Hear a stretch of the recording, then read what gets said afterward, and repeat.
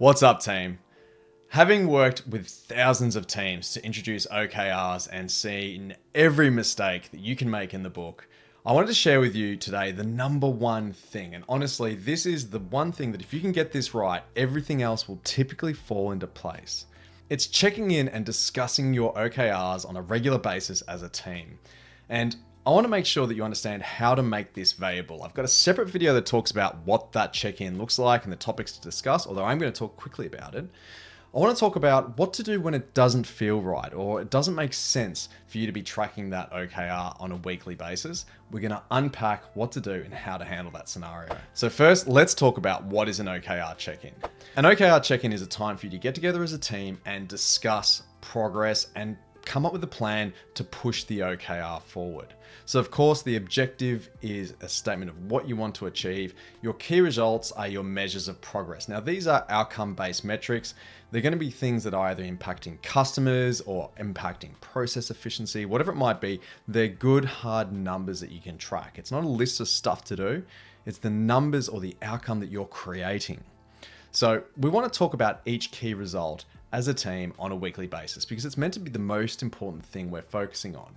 So the way that we do that is we talk about the confidence. How likely are we to achieve this? And that in itself is an incredible conversation as a team because if you're really high confidence, that's great. How can we push things even harder? If you're low confidence, well, all of a sudden we can have a really good discussion around what we need to do to boost our confidence scores and make more of an impact. So number one, for each key result, we talk about the confidence score. We then talk about what was achieved last week. So I'm this confident because we did these things last week and this is the progress that we're making. We then talk about here's the focus for the week ahead and any blockers that we've got in the way that's slowing us down.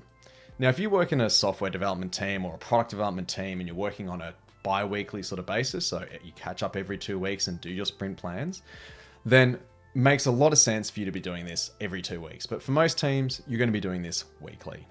One thing I really want to stress here is that OKR check-ins should not be an additional meeting. It should form part of your existing team meeting, your existing cadence for getting stuff done. So again, if you're part of a product team, you're going to be doing this in your sprint planning. So let's talk about what do you do when you don't think tracking your OKR is a valuable activity on a weekly basis. Stop number one is your OKR actually meaningful? Is this something that's important for your team and something you want to be working on? Because if it's not, then of course it doesn't make sense to be talking about it regularly, and therefore it doesn't make sense to be an OKR at all. I find the OKRs that we're working on, I'm obsessive over them. I'm checking on them at least weekly as an entire team, but I'm looking at them daily, I'm referring to them. Every decision I'm making comes back to my OKR, going, does this actually push my goals forward? And if not, then I'm not going to be doing it. So this then lends me to number two. If you've got too many priorities, you're not going to be able to have a deep conversation about your OKR. So you might have heard that you can have 5 objectives, each with 5 key results. That's 25 data points. You can't talk about this stuff over a really short, focused amount of time. You know, that's going to make you go, I don't want to check in on this weekly. I don't want to check in on it monthly. So you're just going to ignore it.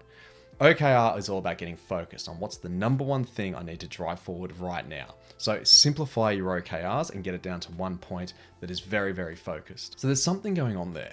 Either you're not giving the OKR the right focus that it deserves, or you have too many competing priorities and you're not just getting the headspace that it needs.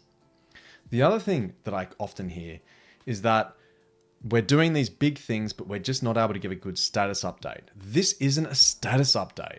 This is all about talking about what progress we've made.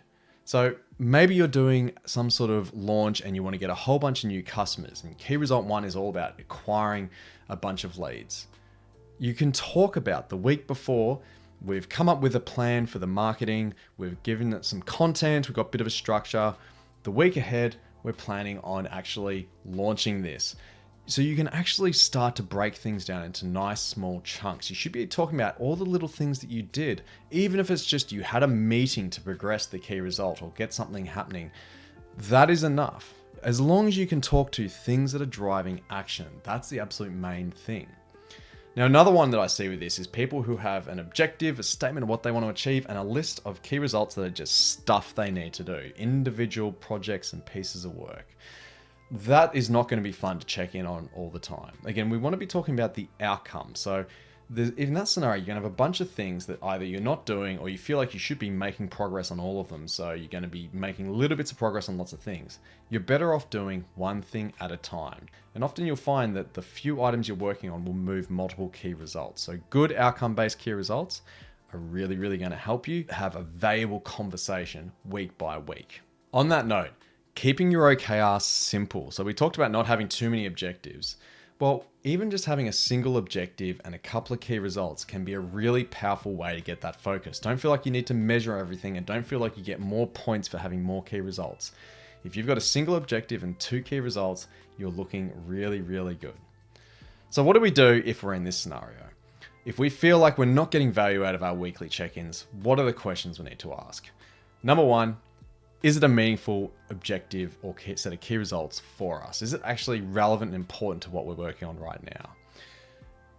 Am I actually giving it the due focus and attention that it actually needs to get the job done? And am I getting distracted by lower priority things and therefore need to deprioritize? Have I got the OKR structured right? So I'm actually moving towards an outcome and I can discuss on a weekly basis that progress that we're making and also the plan for the week ahead.